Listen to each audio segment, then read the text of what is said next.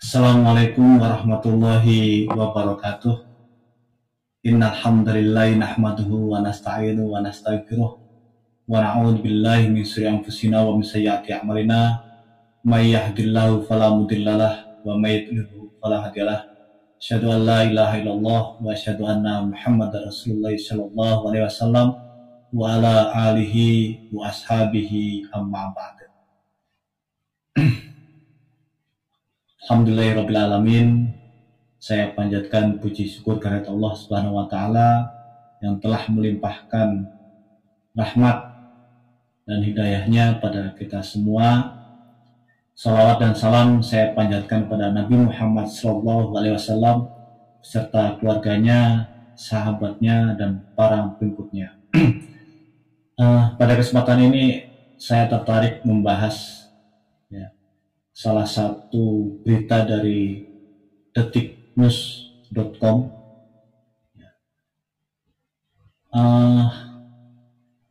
tentang Forum Guru Besar himbau sivitas akademika hindari menggiring opini elektoral. Silaturahmi Presidium Forum Guru Besar Indonesia. Jakarta, menyikapi perkembangan antar golongan sivitas akademika, Presidium Forum Guru Besar Indonesia mengimbau seluruh sivitas akademika kampus di Indonesia untuk menempatkan kepentingan bangsa dan negara di atas kepentingan elektoral saat. Hal ini salah satu maklumat yang disampaikan Forum Guru Besar sebagai hasil silaturahmi Presidium. Masya Allah ya. Pesannya sangat bagus sekali untuk masyarakat Indonesia yang saat ini akan menghadapi pileg dan pilpres, terutama pilpres ya. Pilpres itu lebih persaingannya lebih menegangkan, meskipun di awal tidak menegangkan, ya di akhir-akhir ini di injury time ini mulai memanas ya. Forum Guru Besar ini memberikan himbauan kepada masyarakat Indonesia untuk lebih mementingkan kepentingan bangsa dan negara ketimbang kepentingan elektoral. Segenap elemen masyarakat, khususnya para akademisi dan cendekiawan serta tokoh-tokoh masyarakat, hendaknya menyampaikan pemikiran-pemikiran yang lebih menyejukkan daripada membakar situasi, lebih mendamaikan daripada meramaikan, lebih solutif daripada provokatif. Mantap. Ujar Ketua Presidium Guru Besar Profesor Singgih Tri Sulistiono yang merupakan Guru Besar Universitas Diponegoro di Hotel Arya Duta Menteng, Jakarta dalam keterangannya Kamis tanggal 8 bulan 2 2024. Nah, cuman saya agak kenal nih dengan nama ini nih, Profesor Singgih Sulistiono. Wah, ini yang setahu saya, beliau ini salah satu tokoh dari aliran sesat, dari aliran sesat yang berpaham takfiri. Organisasinya LDI, ya kan? Coba kita lihat, benar nggak sih? Nah, kita lihat di websitenya LDI Sampit.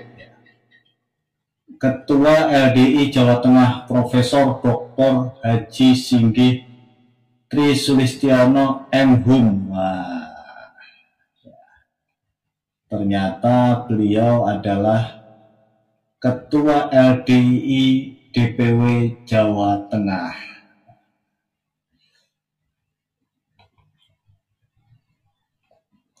Terus kemudian kita langsung coba baca sini.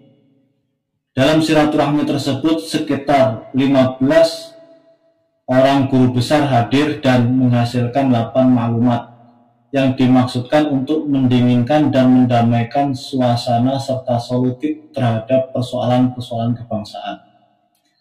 Di antara guru besar yang hadir dan menandatangani maklumat adalah anggota presidium, yaitu Profesor Krishna Purnawan Chandra, Universitas Mula Warman. Coba kita lihat beliau. Nah, kita lihat di LDI Sampit. Profesor Dr. Insinyur Krishna Purnawan Chandra MS kembali terpilih menjadi Ketua DPW LDII Kaltim periode 2022-2027. Nah, ini ya. Nah, ini Ketum DPP LDII, ini Profesor Krishna. Ya. Kemudian selanjutnya Profesor Rubio Green. Nah, kita lihat siapakah Profesor Rubio. Dari Facebooknya DPW LDI Papua Barat. Profesor Dr. Insinyur Haji Rubio MSI Ketua DPP LDI. Sempatkan silaturahim di sela-sela tugas kedinasan pada pengurus DPW LDI Papua Barat. Nih. Jadi Profesor Rubio pengurus atau ketua DPP LDI. Ya. Selanjutnya Profesor Soekardi Weda, Universitas Negeri Makassar. Coba kita lihat siapakah beliau. Wakil Ketua LDI Sulsel ingatkan jasa guru bagi bangsa Indonesia. Wakil Ketua DPW LDI Sulawesi Selatan Soekardi Weda memberikan pelatihan bertajuk Wadah Inspiring Teacher. Jadi LDII lagi ya. Orang hebat nih ya. Terus kemudian Profesor Dedit Cahya Hapianto Pens, ya, Sekretaris Dewan Penasehat LDI Jatim, Profesor Dedit dikukuhkan sebagai Guru Besar Pens. Ya. Sekretaris Dewan Penasehat DPW LDI Jawa Timur, Profesor Dedit Cahya Hapianto. Ya, fix ya, LDI lagi. Kemudian Profesor Muhammad Saleh Ridwan UPM, ini belum tervalidasi kalau beliau orang LDI. Ya. Kemudian kita lihat Dr. Atus Syahbudin Universitas Gajah Mada UGM. Orang hebat ya. Kita lihat siapakah Pak Atus ini, ya.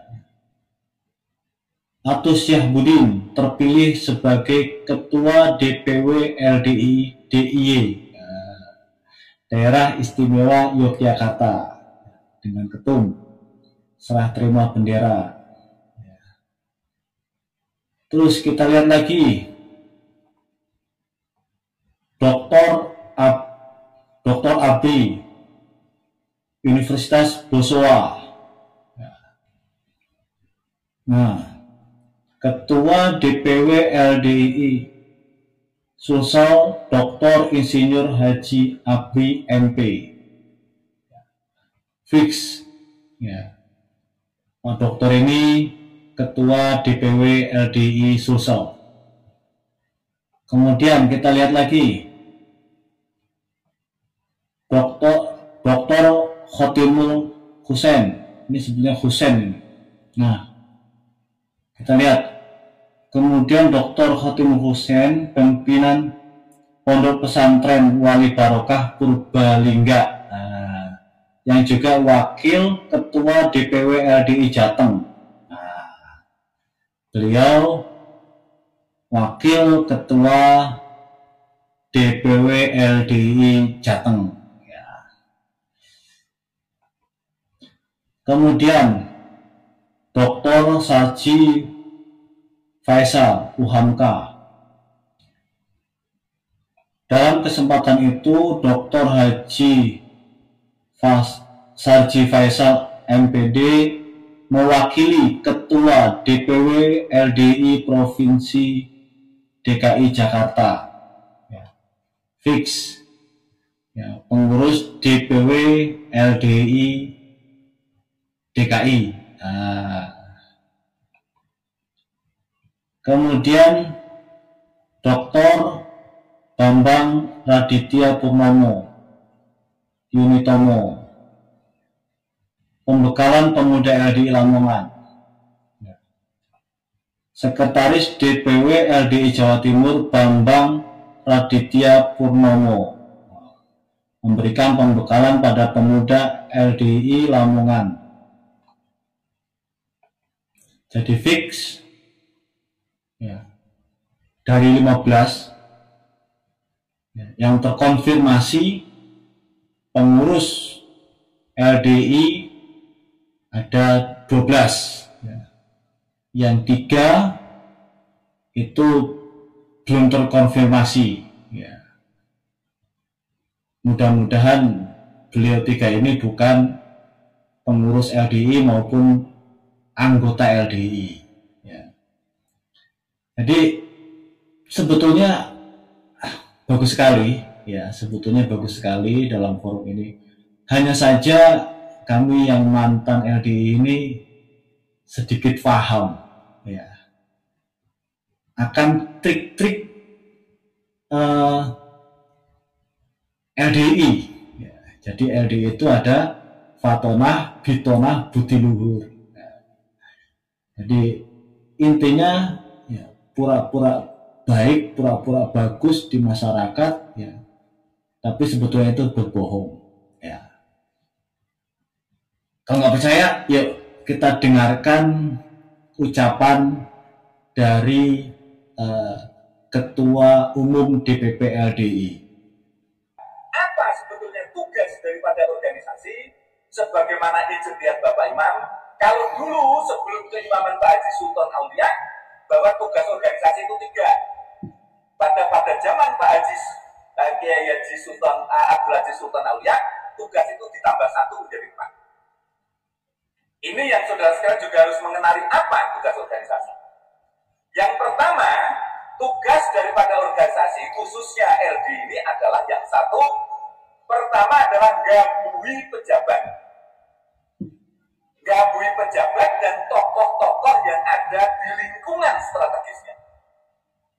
Itu digabui.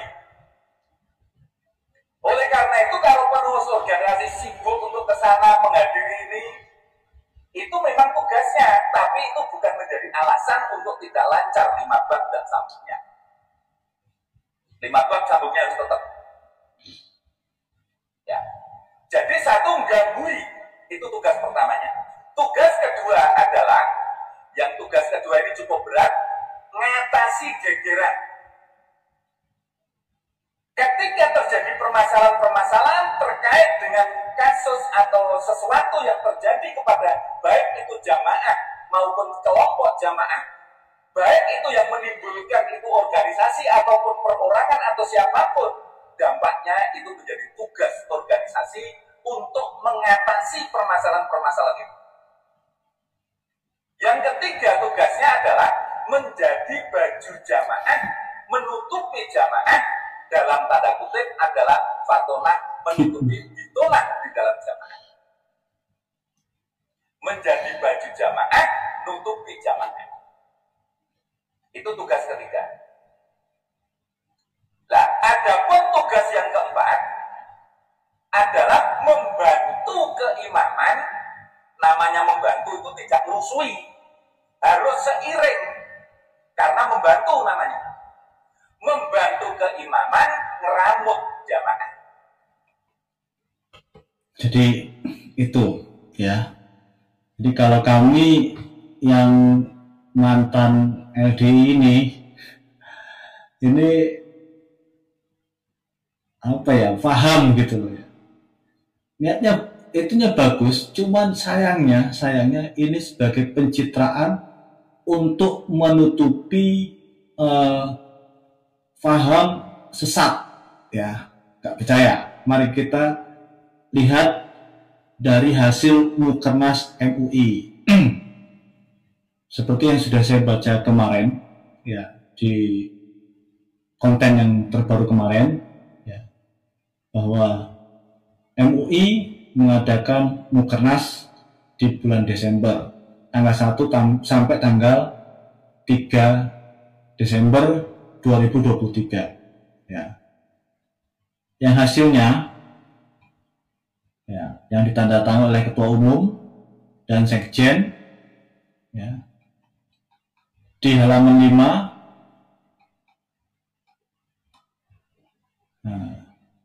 menguatkan hasil keputusan Mukernas 2 tahun 2022 bahwa LDII ya, yang tadi ya, para pengurus tadi, Pak Singgi, Pak Abri, ya, Pak Weda, ya, dan lain-lain, Atus ya, masih dalam proses pembinaan. Jadi sampai terakhir ini ya, sampai sekarang ini LDI disaksikan oleh MUI dan kami sebagai mantan LDI ya, ini belum menyaksikan LDI melaksanakan paradigma baru yang selama ini digaung-gaungkan. Paradigma baru itu apa? Tidak mengkafirkan di luar golongannya. Selama masih dalam proses pembinaan, semua pengurus dan anggota LDI tidak dapat menjadi bagian dari kepengurusan MUI di semua tingkatan sampai adanya keputusan MUI tentang status LDI. Ini ya. Kebetulan juga MUI sudah mengeluarkan buku tentang pembinaan LDI menuju paradigma baru berdasarkan Wasatiyatul Islam. Nah, di sini dijelaskan kesalahan-kesalahan LDI yang dipimpin oleh bapak-bapak tadi, ya, bapak-bapak tadi itu, ya, di antaranya, ya, ada 12 sebetulnya, ya, 12. Ya. Di antaranya adalah Fatonah Bitonah Butiluhur. Jadi kegiatan tadi, ya. Kegiatan tadi itu termasuk Fatonah Bitonah Butiluhur. Ya. Bab 5 Fatonah Bitonah Butiluhur. Pemahaman LDI. Salah satu konsep penting LDI adalah Fatonah Bitonah Butiluhur dan Butiluhur. Adapun definisi Fatonah adalah pandai, cerdik, menang tanpa ngasorake, sobat, obat atau hadiah, pokat, argumentasi, kekuasaan. Adapun Bitonah sama dengan takiyah. Nah, kayak tadi itu, takiyah, perjuangan jihad meskipun sampai darah penghabisan. Sedangkan Butiluhur ya, adab untuk tujuan mengelabui. Negatif sebetulnya ini ya.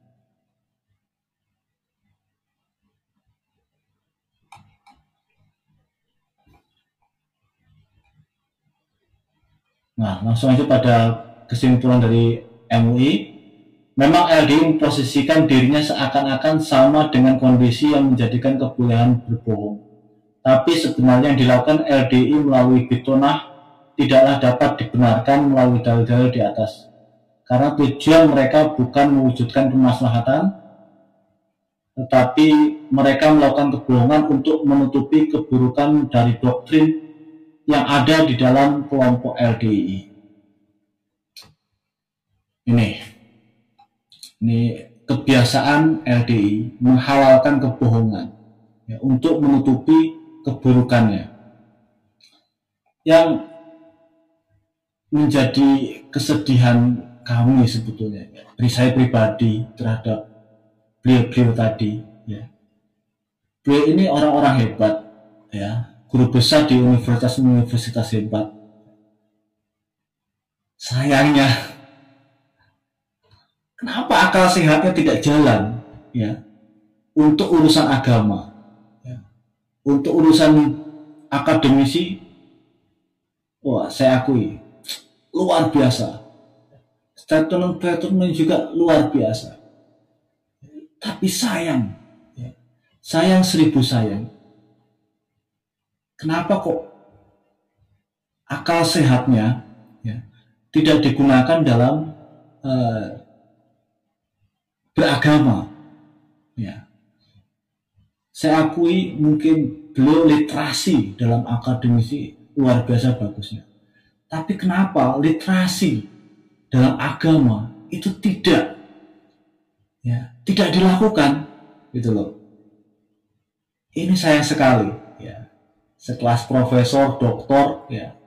Tapi kenapa kok literasi keagamaan itu hanya dari satu sumber, ya, bertentangan dengan dunia akademisi, ya. Harusnya dunia akademisi ini memperbanyak literasi, termasuk keagamaan. Ini yang kami sayangkan. Mari kita lihat beberapa contoh, ya, pemahaman yang menyimpang dari LDI.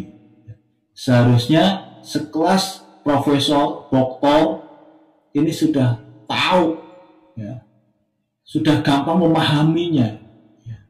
Tapi kenapa? Insya Allah subhanallah, ya. Mari kita lihat bab 1, berjamaah al-jamaah. Pemahaman LDI, pemahaman tentang arti jamaah, berjamaah menurut LDI adalah beramir, berbaiat, bertaat kepada Allah dengan tujuan murni ingin masuk surga, selamat dari neraka. Kemudian muncul kewajiban berjamaah, beramir, berbaiat, dan bertaat kepada imam jamaah dengan berdasarkan hadis innahu la islama illa bijamaah wala jama'ata illa biimarah wala imarata illa bito'ah. Kata la islama illa bijamaah dalam riwayat tersebut dimaknai LDI bahwa Islam seseorang tidak sah kecuali dengan menetapi jamaah seperti kelompok mereka. Maka ya, menetapi jamaah adalah syarat sahnya Islam.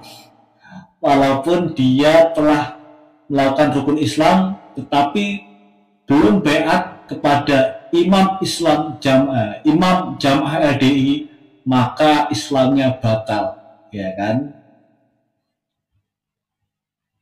Ini sangat menyedihkan loh. Pemahaman Anda tentang agama, ya Allah, Masya Allah, ya, sangat menyedihkan, ya, sangat menyedihkan, ya. Tidak Islam, ya, kalau tidak baiat kepada imam LDI. Ini nasihat dari MUI, Pak. Ini fakta dari MUI yang kami rasakan juga, Pak. Ya. Ini murni dari MUI, Pak. Bukan dari mantan LDI, Pak. Ya. Covernya, penyusunnya, ya. Terus kemudian kata pengantarnya semua murni dari MUI pusat, Pak. Seharusnya Anda mau mendengarkan, ya.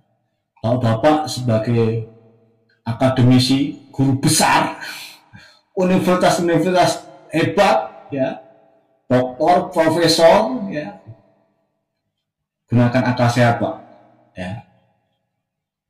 Kemudian beramir, al-imarah. LDI meyakini bahwa imam yang sah dan wajib dibaiat serta ditaati oleh orang-orang Islam di Indonesia adalah imam mereka. Bahkan sebagian dari mereka meyakini bahwa satu-satunya keimaman yang sah di dunia saat ini adalah keimaman mereka. Menyedihkan, Pak. Ayo, Pak Profesor, ya, cobalah gunakan akal sehat, ya. Yang membahayakan ini, Pak, bab takfiri, Pak, di halaman 124. ya. Ini yang sangat membahayakan bagi bangsa dan agama, ya. Bab 11 takfiri, pemahaman LDI. Pemahaman atau doktrin takfiri dalam LDI misalnya dapat ditemukan dalam materi CAI tahun 1997 berjudul Pentingnya Pembinaan Generasi Muda Jamaah, halaman 8. Berikut di antara kutipannya. Kita langsung ke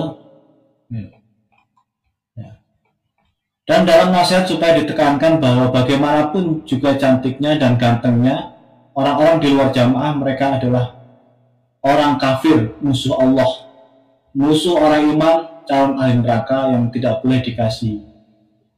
Ingatlah firman Allah, ya ayyuhalladzina amanu la tattakhidul kafirina awliya min dunil mu'minin. Surat An-Nisa ayat 144. Ini adalah pemahaman sesat, Pak. Jadi nasihat saya untuk para anggota Forum Guru Besar Indonesia, mohon intelektualitas Anda dalam beragama untuk lebih ditingkatkan. Literasi Anda dalam beragama untuk diperbanyak, ya. Jangan Anda pandai di dalam dunia pendidikan, tapi lemah di dalam dunia Islam, ya. Karena dunia pendidikan sebetulnya hakikatnya sama dengan dunia pendidikan Islam, ya. Dalam Islam, dalam dunia pendidikan, ya, diperintahkan untuk memperbanyak literasi, ya, agar tidak tersesat dalam kebijakan keilmuannya, ya. Sama dalam Al-Quran Allah mengatakan Iqra, bacalah, bacalah. Baca literasi Islam sebanyak-banyaknya.